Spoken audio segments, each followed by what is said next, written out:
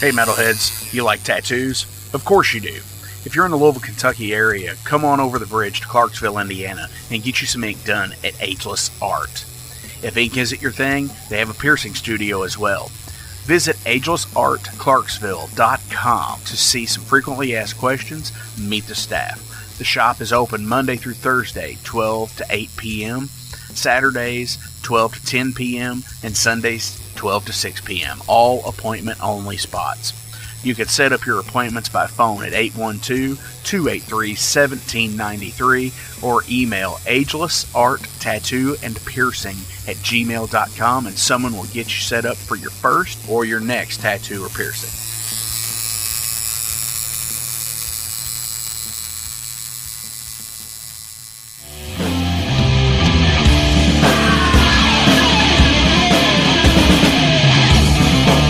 Hey metalheads, after going to a rager, what's your ultimate go-to? Mine is totally pizza. So when Overload is playing, or I'm promoting the Metal Forge live showcases, or the big goddamn metal show, I go to Pizza DoNisi. Pizza DoNisi is gourmet artisan pizza from right here in Louisville, Kentucky. It features things like the pizza of the month, the sandwiches, and also vegetarian and vegan options, which is so totally fucking cool for all of it's awesome pizza. You definitely want to go. Hey, and also from time to time they do cannolis. Oh, so fucking good. You know what they said, man? Leave the gun, take the cannoli. Yeah, just like that in Godfather. They're located right next to the Mag Bar at 1396 South 2nd Street. So either stop in or call in at 502-213-0488. They're open till midnight. The witching hour. Heineken? Fuck that shit! Pabst Blue Ribbon!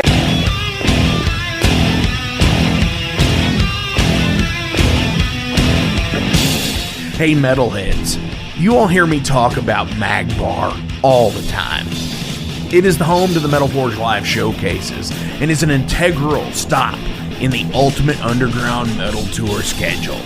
They obviously feature live music, but the Mag Bar also has daily specials like Pint and Slice Night on Tuesdays with Pizza DoNisi. But they also do Bring Your Own Vinyl on Thursdays with DJ Kent Jackson, and Finer Things Sundays. Located right next to Pizza DoNisi at 1398 South 2nd Street, open 3 p.m. to 4 a.m. 7 days a week. Get your asses out to the Mag Bar. Rock out.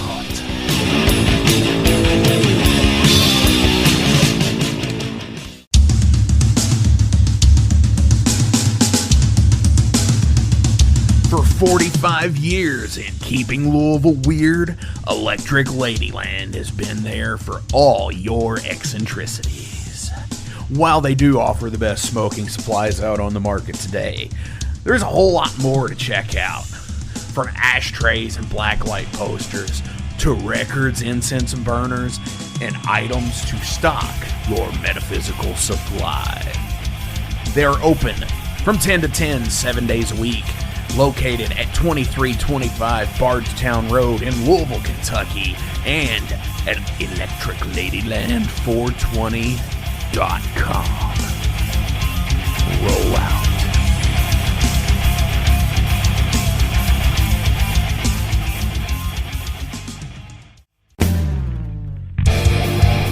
The year was 1979, and all the world was caught up in disco and Star Wars. But in Louisville, something was happening.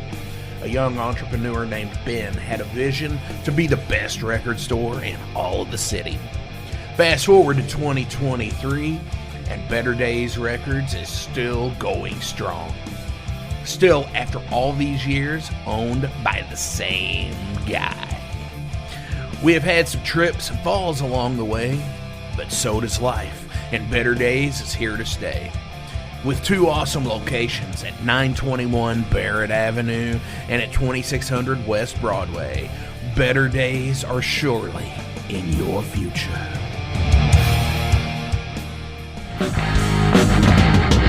in a broken wasteland. Come to my fire and place your blood and steel upon my pyre. Oh, this is the Metal Forge. This is the Metal Forge. This is the Metal Forge. This is the Metal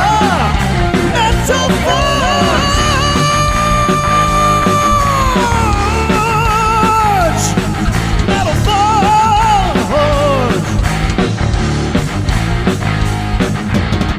My furnace starts to glow with crimson coals. My hammer beating out 1,000 blows. What's going on, metalheads? Thank you all for tuning into this week's episode of the Metal Forge. My name is Mark Jackson, and I am your host. And today is really kind of cool because checking in here at the very beginning of the show in the monologue is Jason Gardner from the Heavy Metal Wasteland. Hello.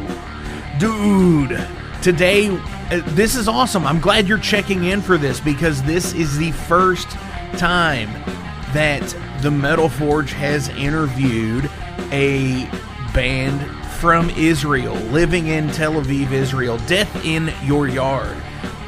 Super awesome crossover thrash band. Dude, that's fucking amazing. Like, I'm sorry, but like for me, I think it's totally fucking cool to like interview fucking bands like Overthrust from Gonze, Botswana, and fucking bands in fucking, you know, Israel and Russia and all of that, because everybody has their own metal story. Yeah, I agree. I mean, it's cool that metal's played all over the world and all the stories are similar, just in different looking places. You know? Right, and you know, it's so interesting to see like some of these documentary, like Global Metal is one that is really awesome, and it's about the dude who follows Maiden around on the Flight 666 tour and shit. And yeah, this was a video I'd show you. I got that DVD right behind me. Yeah, I've got it in the other room, you know, because that's where all the music DVDs fall under the same shelf. Yeah. So, super fucking awesome shit. We're going to be checking in with Alon here in just a few minutes. Jason, what do you have this week for the Heavy fucking Metal Wasteland? Dude, I got a good one. It is actually a wasteland. Let's talk a little Blue Ridge Rock Fest. Yes, I was hoping you would bring this up. Yeah. So, what a shit show that sounded like it was. I actually am talking to two people about coming on the Elhorn for next month and just having a fair discussion about why this fest turned into a hellscape pretty quick. Like, yeah. You know, there was, I mean, a lot of stuff gets exaggerated online, I know that, but there was a lot of stories about people waiting to get on a bus that they never made it in, they never saw any bands, there was no water stations anywhere, like the camping area got destroyed one night and there was no like contingency plan. They evacuated people and the parking lots were like 5 miles away. They told people to go to their car and they're parked like 5 miles away. Just stuff like that. Like, dude, this is fascinating. It's messed up, honestly. Yeah, I really hope there's a good documentary that comes out in the next year or two, like a fair, honest documentary with like people that work all sides of it. Whether you want a ticket, whether you work like stagehand or ground crew or vendor or a band. Like, I want to hear like all sides of this. Like, even in the management, like someone in the management, please dissent and talk about why this festival turned into like the biggest shit show of the year. It's amazing. It's fascinating. It really is, because there's a lot of these festivals. Like last year we had in Louisville, we had a shit show fest called Irate Fest, and it, you know, kind of did the same fucking thing. And I was blown away by it, you know, and seeing all of the people talk about it and just wanting to hear their stories, because it's just it's almost like Woodstock 99 kind of shit. Mm-hmm. but like, I just don't get it. I thought we've like grown more since then. I think Woodstock 99 made it all the way through. Dude, they canceled this after 2 days. Of a 4-day event? Yeah, due to weather that didn't even happen on Saturday or Sunday. There's definitely some shenanigans going on. Whether it was, so I heard like the stage crew pretty much walked out on them due to unfavorable working conditions was one of the rumors I saw. So management incompetence. Yeah, stuff like that. So like I'd love to know the real reason. And apparently they already have tickets on sale for next year, which is also amazing that people will even buy it anymore. So like really at one point do you feel sorry for people and just start laughing at them for being idiots and going to this every year when it's always problems like every single year. Right. On this festival. But, you know, the bands don't care. They're getting paid. They have it made pretty good back there in the backstage. They got all the good food, plenty of bathrooms, probably indoor plumbing because it's got a racetrack. You know, they're set. But I have heard that some of the bands even had problems like getting their stuff to the stage. Like, right, because logistics were terrible. Exactly. So yeah, I'd love to hear about it, man. Like for real, like what really happened without the extra drama and exaggeration. You've actually just spawned a epiphany in me just now. So I am going to go out on a limb and say this: if anybody out there has their ticket wristband still for this year's Blue Ridge Rock Fest, and you want to venture to Louisville, Kentucky on the weekend of October Friday the 13th or Saturday the 14th, and you present your I Got Fucked at Blue Ridge Rock Fest bracelet, ticket, whatever it is, I'll let you in the Big Goddamn Metal Show for free. Shout out real quick to the guy who was arguing on Facebook about the Big Goddamn Metal Show. Yeah, he's at Louder Than Life if you're this listening, week. You fair weather metal fan. If you go to the Big Goddamn Metal Show, I will pay for your spot. Your name is on the guest list. I'll have to look it up and send it to Mark later. But you're in if you want to go. Hell yeah. Just because you never heard of these bands don't mean they're no good. See, this guy was like saying like, I've never heard of them, therefore I dismiss them as legit. I was like, well, dude, I was like, did you ever hear of Foo Fighters when Dave Grohl was in a garage playing with people that you never heard of? Did you dismiss them then? Everyone starts at the bottom. Well, right. Most people do. Unless you're you know, someone's famous kid that just gets all these really good festival slots for no reason other than being somebody famous, their child. Right. Not to mention any names, but no. We can't mention any names. Don't mention any swear names. Jar. Big 4 swear jar. But no. Wait. You can't say that either. Come on. Hashtag Big 4 swear jar. Hashtag Big 4 swear jar. Yes, I love it. But speaking of big festivals, you know, I know Louder Than Life is this weekend. I've seen it all over the place. Everyone seems pretty excited to be packed in a sardine can for 4 days, and you know, I guess that's enjoyable. More power to you. You know, if you find enjoyment, that's cool. But yeah, not me. But. You know, shout out to Lars Fredrickson. I'm gonna name drop him here. Thank you for the ticket that I had to pass on for today, or for the the day that you were playing. I just can't deal with that many people anymore. Like, not right now, anyways. It is a lot, man.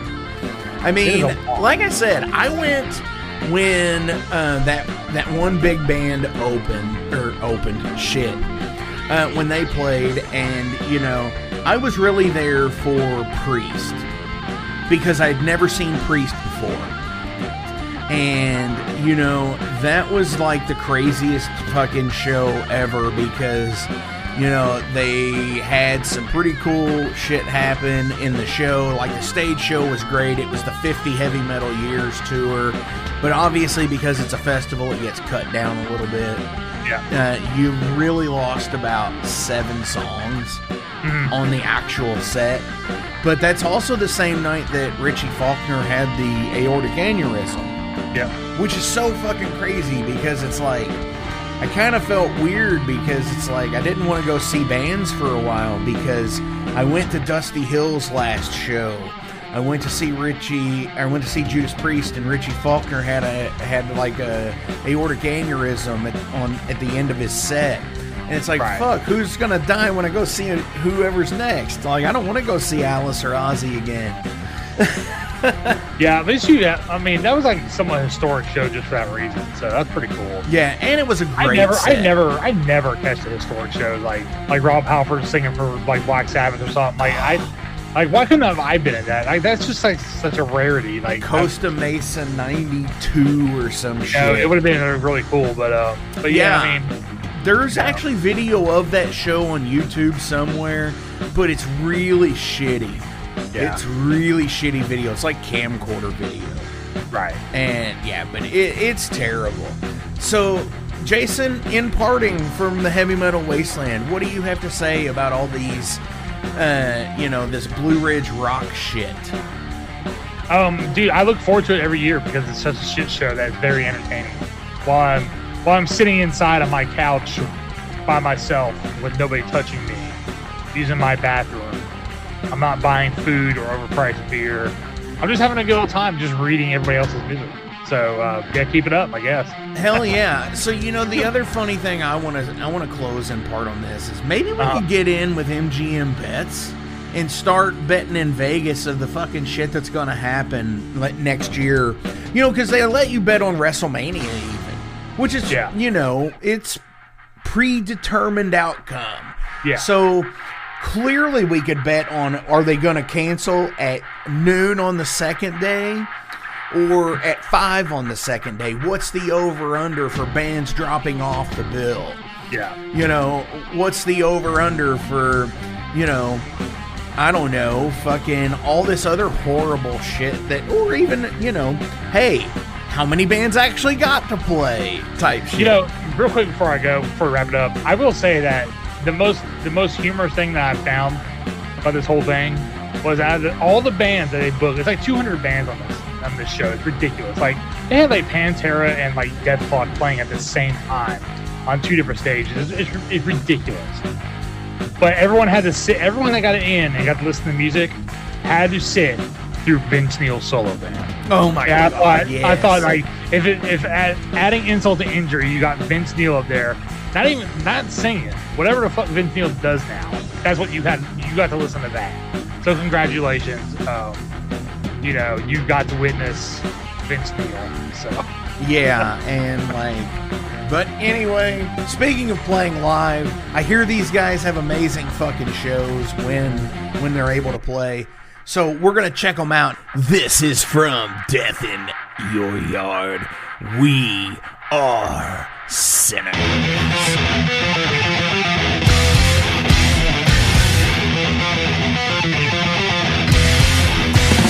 Your holy day, even though about sin, where you recognize that we got your blood, straight and imaginary straight, dirt on the boat. Tonight, we are sinners. We don't need your religious deceivers. Tonight, we are sinners. We don't need your religious deceivers.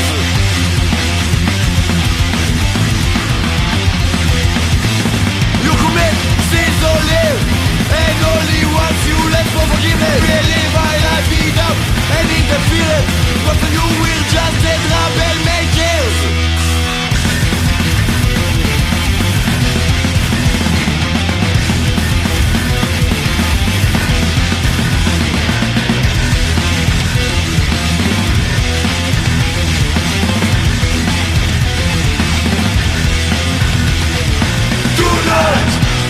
We are sinners. We don't need your religious deceivers. Tonight, we are sinners. We don't need your religious deceivers.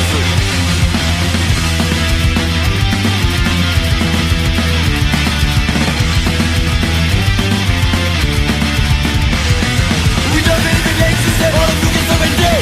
All right, metalheads, this week it is awesome because this has been a couple of weeks to a couple of months in the making because as you all know, Paul Caravasi of Soulgrinder Zine is coming up with a new thing. It's called Soulgrinder Records. So we are featuring a lot of the bands that he is going to be producing this year on the Metal Forge here, and I am being joined with Alon Hoffman from Death in Your Yard, and they are from Tel Aviv, Israel. And that is rad as shit to me because you are the first band from Israel on the Metal Forge. Awesome. So we don't have a lot of like bands here, so it's honored for me like to be in the like show in the US. Absolutely, yeah. I mean, it's interesting to me because I love speaking with so many bands from around the world because we've broken through so many metal boundaries. You know, I've spoken with bands from Russia, even during the shit that's going on there. And, you know, because we're just like the innocent bystanders and all of the bullshit that goes on. You know, we all share the metal, you know, that's really what it's all about. Yeah, for me, it's all about to make music. It doesn't matter where you are from or if our fans is like from Europe or from Asia. It doesn't matter. Just the music matter for us. Definitely. So you just had said something a moment ago, and I want to address that. You said that you don't have a lot of bands there. No, we don't have a lot of thrash bands here. Okay. Like in general, because we are in like small country, so the scene is not so big. Let's say like the old school music, we can say it's like smaller here. Okay. So how does it work with your all scene there? Do you play regularly? Do you play, you know, like at least once or twice a month or what? Yeah, we play it once a month. And actually, like last Friday, we play in a tattoo shop in Jaffa. One of our friends made the logo of us. He like tattooed it in his leg, and it was like mind blowing for us. He got a tattoo of it? Yeah, it's like the first person with the Death in Your Yard tattoo. Like I have a tattoo and the drummer have a tattoo. Wow. Yeah. And it's really honored for us. Like that is crazy. amazing. Like, I don't think anybody's even done that for my band, not even myself. I never thought like someone gonna do a tattoo of my band. That's awesome though. That's a really cool thing to have that honor. You all are actually doing shows, which is cool because, you know, there are some places out there that are in, you know, that are in really bad states and maybe play like once or twice a year because of their local place is not fit to have shows and stuff. So yeah, that's cool. You know, I always like to know because I've never been there. I always like to know what it's like, you know, in case I ever get to come to a show or something there. How it's to come to Israel or how it's to come to our show? Both. Right now, the situation in Israel is not so good. Let's say that a lot of like the Jews the Jewish right wing in Israel, they like control now. Right. And it's a lot of crazy shit here. Like we have people in the government, they was like in jail, and they was like make terror attacks against people, but they like religious Jewish. Right.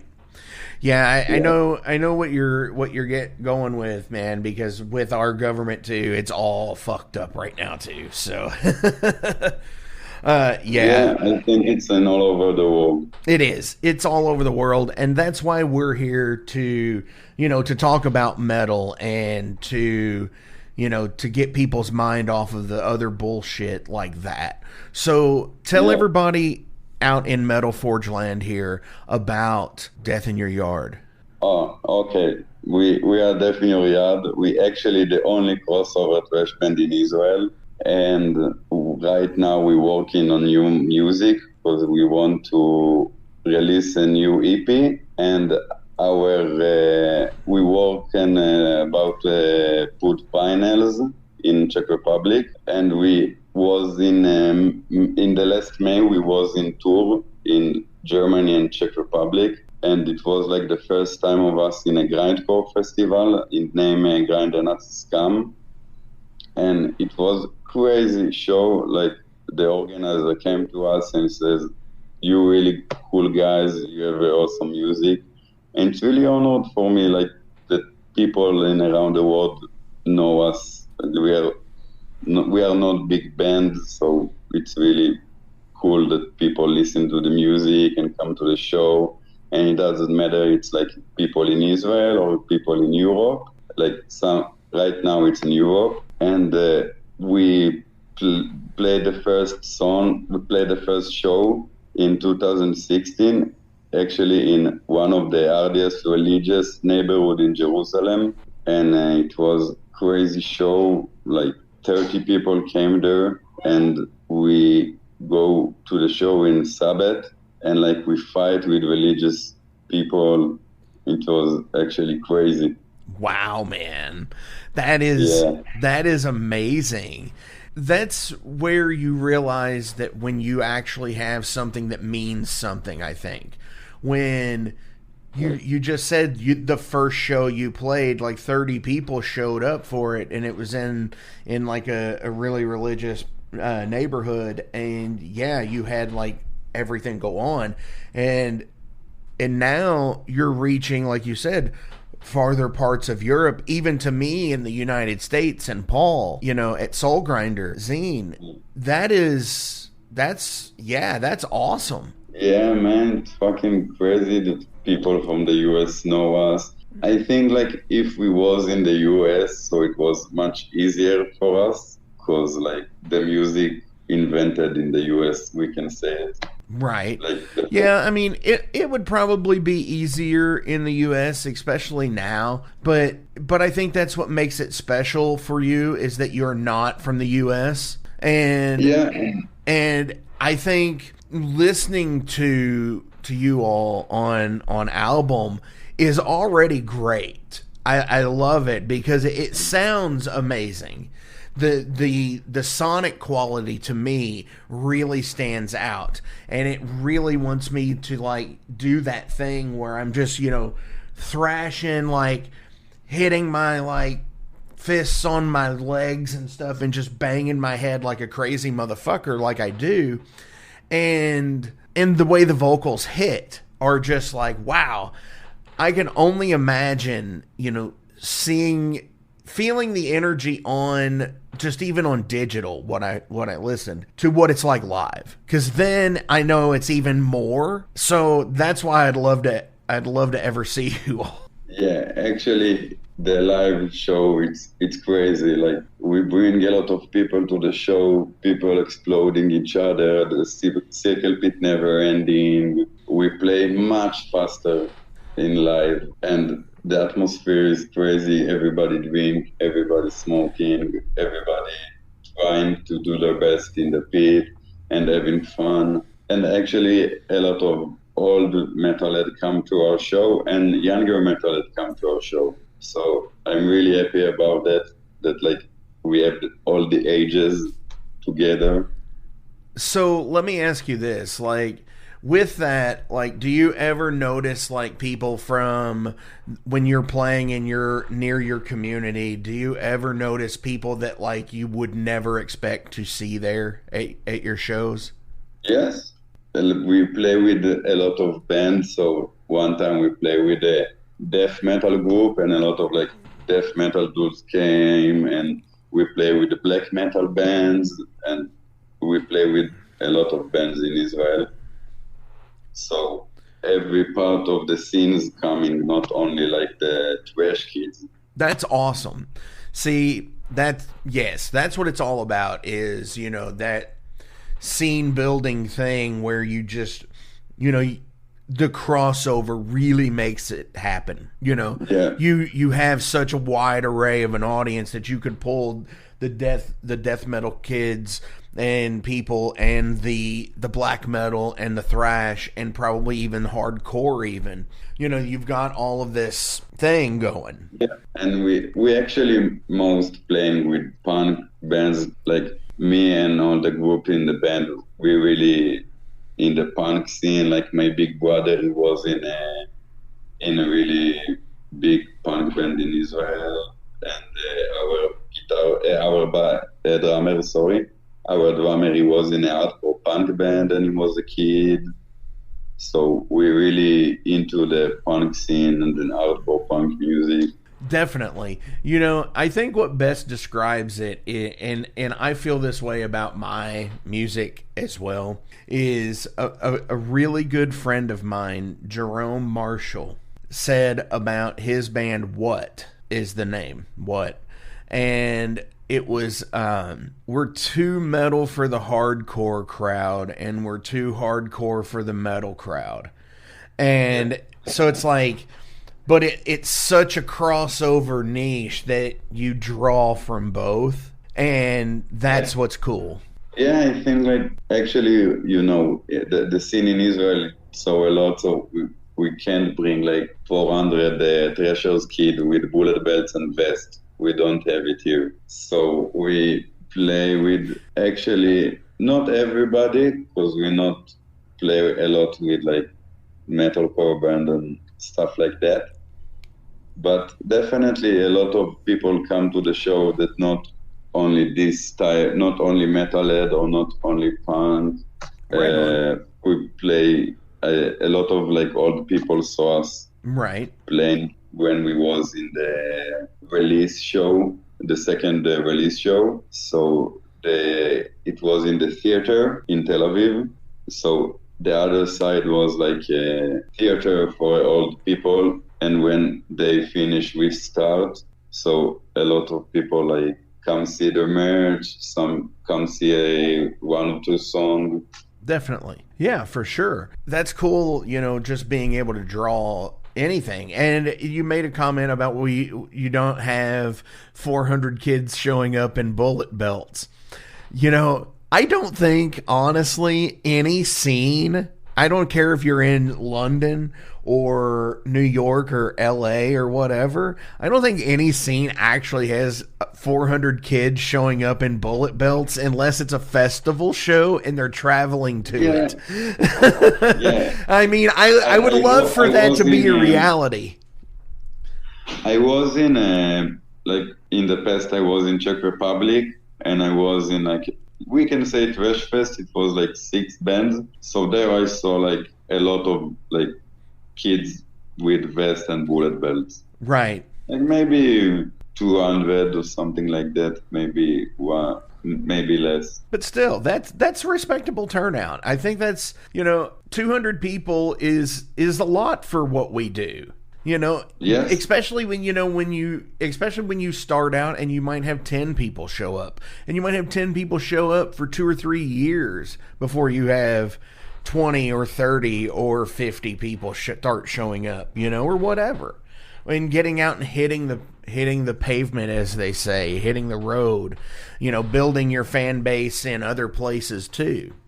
And coming back with, you know, you have to keep going back to those places to build repeat business, you know, build new people coming out to the shows. So it's awesome. Yeah, it's awesome that we can tour not other side of the world, but we can go out from our country and can play shows in Czech Republic and Germany, and we was in Poland. And it's really fun to watch like people that never thought that the metal music is in this country, and they come to our show and they like really support it, and they enjoying everybody have a good time. Definitely. So currently to date, what is the farthest you've been out away from home on tour? We did the first tour was a 14th show, I think. Okay, and where was that? It was in Czech, Poland, and Germany. Okay. And the first tour was crazy. A lot of people came to our show in Brno, in Czechia. We play like in more than 100 people. And like I never thought a lot of people come to our show because we are from small country. Mm-hmm. And it was the first tour. It was amazing experience. Definitely. So earlier you did mention, so let's go ahead and start talking about this here. Earlier you mentioned you are putting out a new EP. We're working right now on new music. Right. Yeah. So how's that going for you all? It's right now going well. We have a new guitar player. He with us like from May. The guitar player before him, he was from Nepal and he lived in Israel, and he come back to Nepal the end of April. Okay. And now we have a new guitar player, so we work with him about new songs that we were working together with him, and we teach him old songs. Okay. So getting him caught up on the stuff from the other releases and going to write new things. Two releases. We have first EP. It was like 6 songs. We have the first LP, and then we did a split with a band from Guatemala, and then we did like a demo with 2 songs. Okay, so I'm looking at Bandcamp. The second album. Okay, cool. So see, I'm seeing on Bandcamp where I see "Make Crossover Attack Again," which is awesome. Yes, this is the first. I love the I love the cover with the bear. It's great. And then I see Pandemic Netanyahu. Yeah, this is the demo with the 2 songs. Okay, and then I see Bears Against Humanity. Yeah, this is the last album. Okay, which ultimately I think has a great cover as well, because thrash metal bears killing Freddy Krueger and a limo off a cliff hitting a woman with toxic waste. It's not just it's not like just a woman. This is Sarah Netanyahu. Oh. Yeah, this is the wife of Bibi. Okay. And the guy the bear with the head. Yeah. So the head is like the guy I told you before, now in the government, that he like the crazy right-wing religious guy. Ah. Yes. Wow. That is interesting. We'll have to definitely do like a deep dive in on that on an episode soon. So, hell yeah.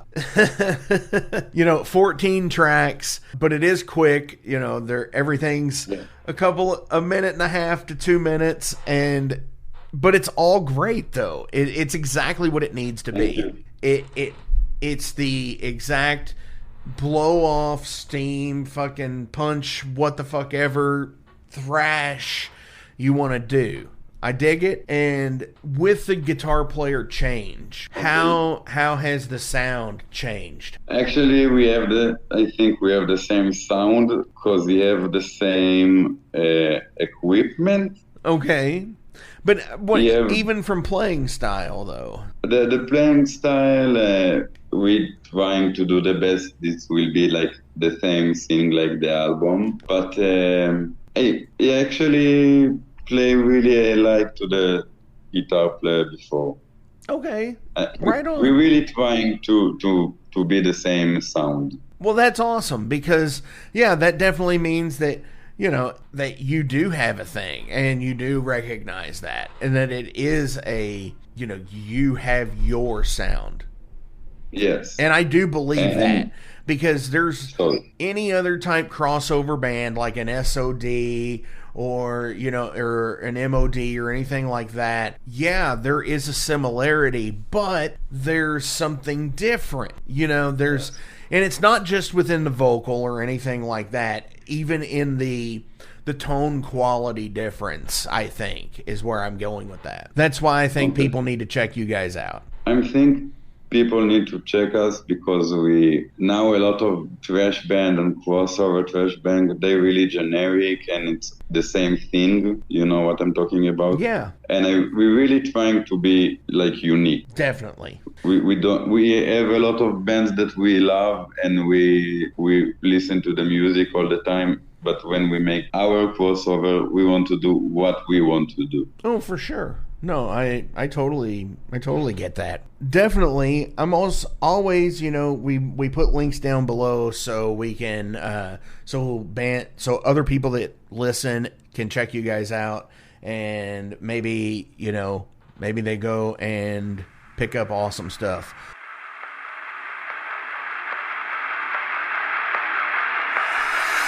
I promote everybody's shows on here, but I know I might talk about everybody else's shows, but I'm fucking horrible about actually promoting the fucking big goddamn metal show. Yeah, we might talk about it from time to time, but let me tell you, it is 2 nights, 2 venues, Friday the 13th, Saturday the 14th of October. Friday the 13th is at 21st in Germantown with Halfcaster, Rifle, Kill the Crown, Storm Toker, Eulogy in Blood, and their first appearance in Kentucky, Throne of Iron. And then on Saturday the 14th at the Mag Bar, is night 2 of the big goddamn metal show with Mothrog, Promise of Plague, Misery Machina, Kerr, Baptize, Overload, and Detroit's own Snafu. So you all want to be there. It's $15 a night, $25 for the weekend in the fucking Forge Pass. Get your asses out there to the big goddamn metal show.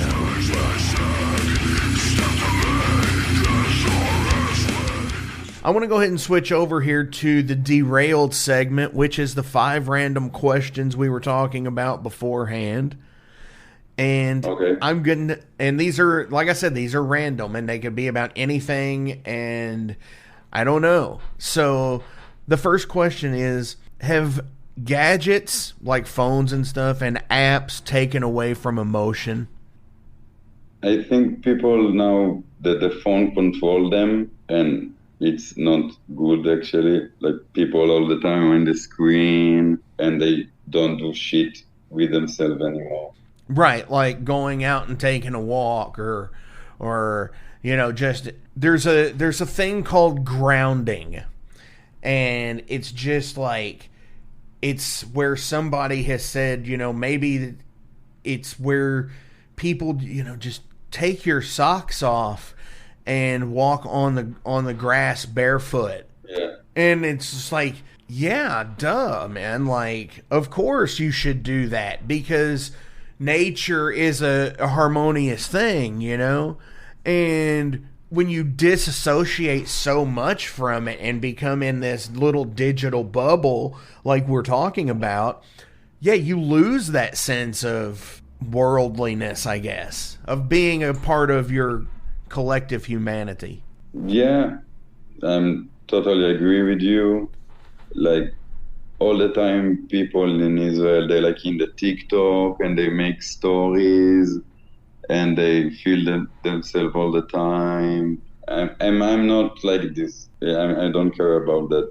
Definitely. Like I can be in the phone, but I can do something. I need to talk with someone, or I'm check music, or I talk with my girlfriend. But I don't have a TikTok and I don't have Instagram. So when I'm like, I have a time that I'm like in the stories in the phone, but I try not to be. And that's great. And I wish I could do that still, and I could if I didn't have the podcast and it's almost like a necessary evil to have something social media if you are in a band or trying to promote something musically. I don't think like the social media it's bad thing. It's like what you're doing it with the social media. Yes, exactly. If you just agenda-wise, yes. Stupidity all the time, so it's shit. But if you make music and you talk with people around the world and you make contact and you know about shows because Facebook. Yes, that I agree with. But then, the religious right, right, far left, what the hell ever, just like extremism, ridiculousness. Yeah, I fuck all that. Yeah. Yeah, that's the part that makes it the worst part of the necessary evil is what I mean. So, but anyway, that's awesome. Have you ever snuck into any event, like major event, without paying? Yes. What was it? In 2019, I was at Berlin with my friends, and they told me, let's go, we go to see Kiss. I don't like Kiss. And I told them, but I don't want to pay. And they was like Punk's friend. So they told me, we're not going to pay. We're going to jump to the fans. And I says, yeah, let's do it. And we did it. And it was actually awesome show. It was crazy. Like, the music was good. They played tight. Now I love them a little bit more. Okay. So I don't know if they necessarily quote played tight or not.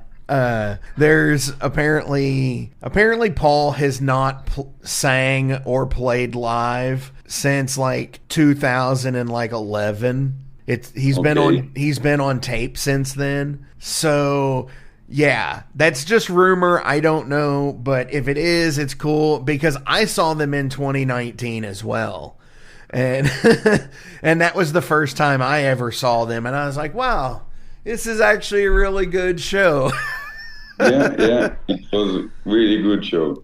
And we didn't have a support band. It was just Kiss. But they did have a painter there. And he was taking like just like paint and like throwing it on the canvas. And was making like portraits of people. Like he made one of like Paul McCartney from Sgt. Pepper, and he made one of Muhammad Ali, and then at the end he made one with all four of the makeup. That's when they started the show. And you was with friends? I went by myself. You go alone? Yeah, I went by myself. Cool. And 3 nights earlier in that same arena, I saw the last demo. I saw the last demo. 2 in Israel in 2010. Nice. Question 3 here. Sorry, I usually go through the conversation was so good in that last question that like I was just like, oh shit, I forgot to get a new question up. so all right, question 3. It's late night. You know, you're getting a snack, right? You're like getting a late night something, right? Okay. What do you usually go to? Bamba. It's an Israeli snack. What is that? It's a peanut butter. It looks like a cheesy puff. Okay. But like from peanut butter. Wow, that sounds amazing. Yeah, it's crazy. All the Israelis people like it. Wow, that's cool. Like, and you know, America, where there is so much fucking junk food like that. Like, there is a amazing amount of it that, like, you cheese puffs, nacho cheese flavored tortilla chips, ranch flavored tortilla chips, barbecue chips, you know, sour cream. You know, there is so many different flavors of just shit and chocolate. So we have like special shops with like snacks from the USA, and it's really expensive. Right. And you know, some of that stuff is really interesting too, because like there are certain drinks that we have here that are illegal in a lot of countries because of like the dyes and the chemicals in them. Really? Which drinks like some like Mountain Dew. Oh, I really want to try it, and I actually didn't understand why they can bring it to Israel, and now I understand. Yeah, because like one of the chemical dyes in it it's like a carcinogen or some shit. Okay. Yeah. Like now they talked about Coke Zero, so the EF thing too. Yeah. Like it's me. So yeah, okay. Would you ever go ghost hunting? No. Is it because yeah, you don't believe in ghosts, or just like you're like, no, that's too much? I don't think I believe in ghosts. Okay, so nothing, once you're gone, you're gone, kind of thing, or? Yeah, I think like when you're gone, but I don't really can know. The only thing I know that like people say they like go to the light and stuff like that. It's because when you born and die, so the brain, like the chemical, like the MDMT, right? And maybe because of that, but I think when you're gone, you're gone. Okay. MDMA. Sorry, I don't remember the name of the drug. Yeah, I think it's MDMA. The same. Yes. No. Yeah. Sorry. No, it's not the drug I'm talking about. I don't remember the name of the drug. You have really, really strong drug that when you take it, so you have like chemical go out of your brain only when you're born and die. I think I know what you're talking about. So definitely, man. So I have one more question.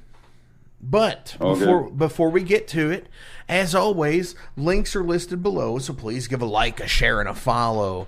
Find out on the Bandcamp's, Instagrams, Facebooks for the band, as we have already discussed about Alon not having any of those himself personally, but the band does, so hell yeah. So do you have any shout-outs you want to give to anybody today? I want to say thanks to my friends and all the people who come to the show. And I want to say thanks to Paul who organized that. And he's going to make for us tape in October. Yeah, I really want to say thanks to all the people who help us and book our show. Everybody, you like doing crazy jobs. Thanks. Hell yeah. Dude, that's awesome, man. Rad stuff, man. And that's what I love about metal is it's such a, like working with Paul and, working with, whoever else. It's not even, could be 10,000 miles away or two miles away or whatever. The community aspect of it is so, that's what I love about metal is it's such a rad community. It's the best community ever. It's awesome that a lot of people help us, and we try to help other bands, and like everybody trying to book a show, or they say, okay, you can sleep in my house. Yeah, it's man. Crazy. Yeah, see, and that's awesome. So hell yeah. Support the fucking community, and it's a community that goes like everywhere. It's all over the world, and it's all cool, like-minded people like myself, yourself, Paul, all these other bands that we all talk to and listen to. So hell yeah. My final question of the day is: it is the day you're going into space at noon. Okay. How do you spend your morning? How I spend my morning? I put Show No Mercy and make a joint in my spaceship. Yeah, definitely. Hell yeah, man. Dude, Alon, thank you so much for coming on to the Metal Forge this week. This has been awesome. We're totally looking forward to the tape that's going to be produced here soon from Soulgrinder Records. On our way out today from Bears Against Humanity, what do you want to play? Yeah, I think pizza is my business and business is good. Dude, that's awesome. You heard him. It is pizza is my business and business is good. Yeah. Yeah.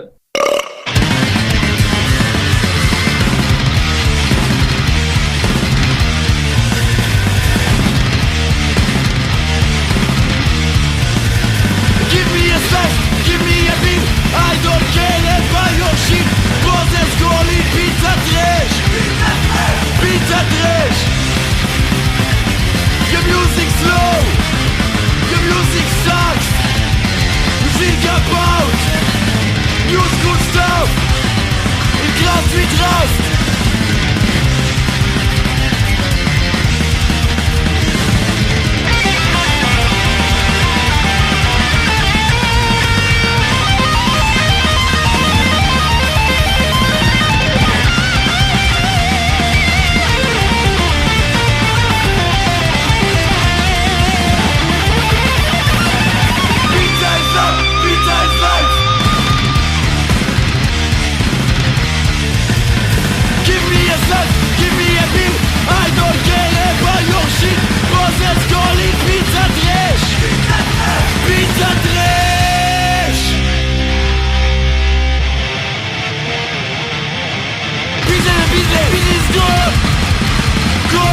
Get ready for a night of face-melting metal, Friday, November 10th at the Odd in West Asheville.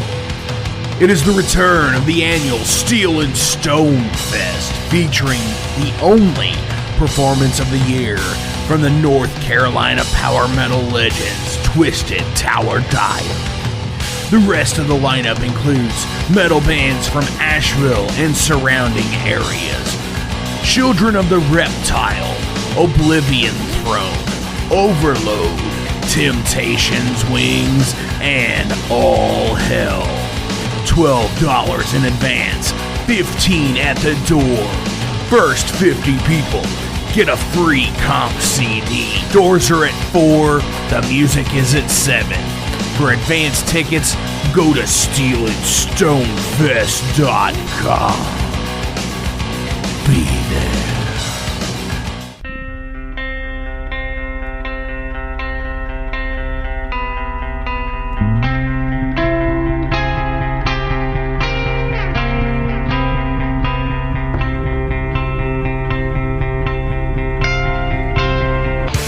In 2017, one man's vision and passion for all things metal started out as a record store in his house. Years later, the fight against a mainstream empire continues as Shadebeast. An independent metal collective and online store based in Athens, Georgia, is the world's premier heavy metal brand for music heads that value authenticity over the mainstream acceptance. Featuring original t-shirts from some of the best underground artists, as well as stickers, posters from the Shadebeast Presents concert series. Unique, one-of-a-kind collectibles and small curated selection of vinyl and cassettes from the masters old and new. Visit shadebeast.com and enter promo code SithLord for free domestic shipping on your first order, whether you're a new customer or returning. And be sure to join the Shadebeast social groups on Facebook and the interwebs to keep up with the new release announcements and talk all things metal and Star Wars. You'll never find a more wretched hive of scum and filth.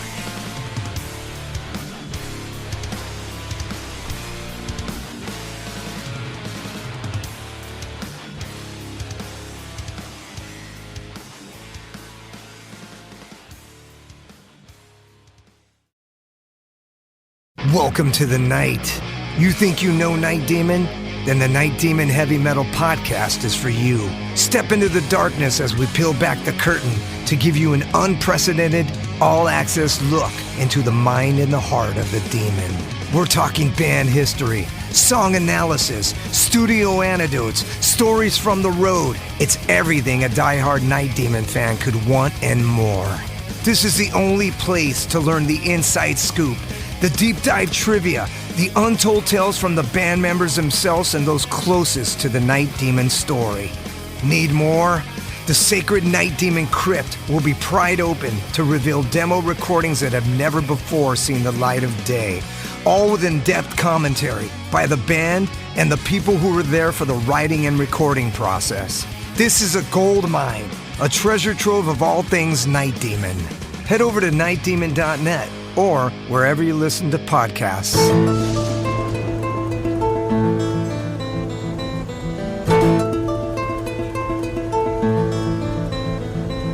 Since 2013, there has been a calling from the underground, from the graves of all those unholy, and they decided to make a zine to talk about all of this.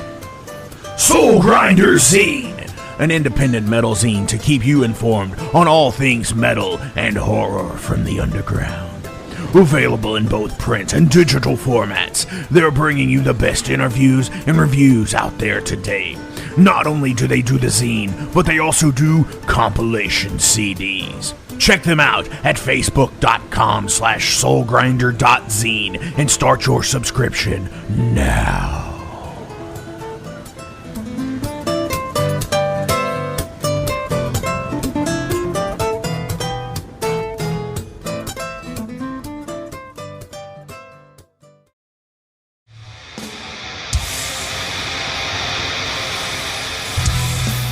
Hey everybody, let me tell you about the new sponsor to the Metal Forge, Unchained Tapes. They're an independent Pennsylvania tape label. They focus on extreme metal and punk with a killer approach to the tape scene. Visit their web store at unchainedtapes.bigcartel.com now to get your fill of tapes. And for being a Metal Forge listener, enter the code METALFORGE10 at checkout to get a 10% discount on your total purchase. That's unchainedtapes.bigcartel.com.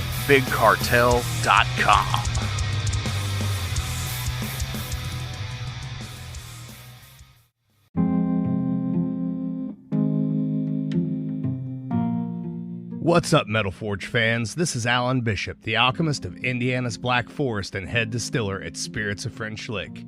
Do you find yourself drawn to the unexplained, fascinated by the Fortean, or enchanted by the paranormal? If the things that go bump in the night resonate in your mind, then tune into my brand new podcast, If You Have Ghosts, You Have Everything.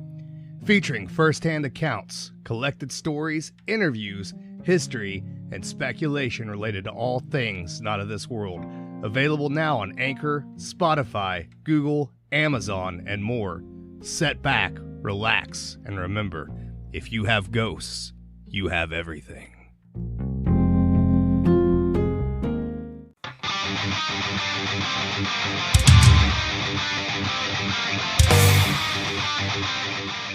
Hey, let me tell you guys about Mercenary Press. They're an independent London label and distributor of all things metal. Mercenary Press delivers the goods from their own independent zine. Trust me, you're going to want to get in on that.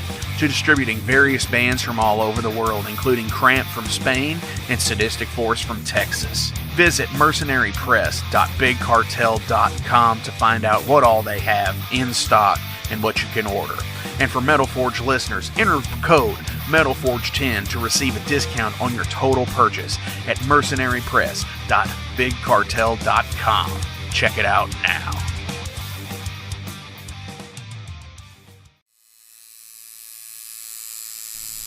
Hey Metalheads, it's with great pleasure I get to tell you guys about a new sponsor to the Metal Forge, Ageless Art, New Albany. After 20 years of owning and operating Ageless Art in Clarksville, Indiana, Phil Garrett had a vision for a new type of tattoo studio. Something that is clean and modern, sleek, refined, inviting. And he's done just that with Ageless Art in New Albany. You can find it at 2736 Charlestown Road, New Albany, Indiana, 47150. Business hours are Monday through Saturday, 11 a.m. to 7 p.m. Sundays are 12 to 6. All sessions are appointment only, so give them a call and go get you some new ink. Or if it's your first time, go get your first one, baby.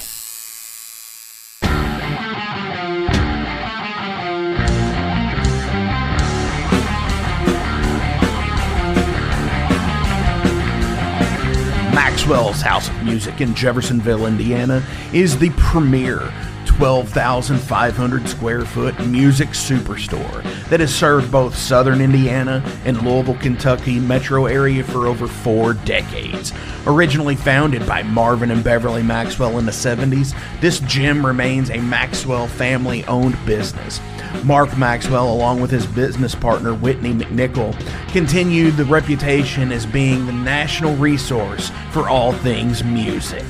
In 2022, the iconic Guitar Emporium of Louisville relocated to Maxwell's Music, creating the largest independently owned showroom in the region. The retail offerings at Maxwell's Music includes a huge selection of guitars, basses, amplifiers, effects pedals, modeling amps, keyboards, drums, banjos, mandolins, ukuleles, sound systems, stage lighting equipment, and accessories. The music education program at Maxwell's is second to none. From private instrument and voice lessons to DJ, EDM, recording, songwriting, and music theory, to rock school, weekend warriors, and Maxwell's Music Lab, there is something for every age and every ability level.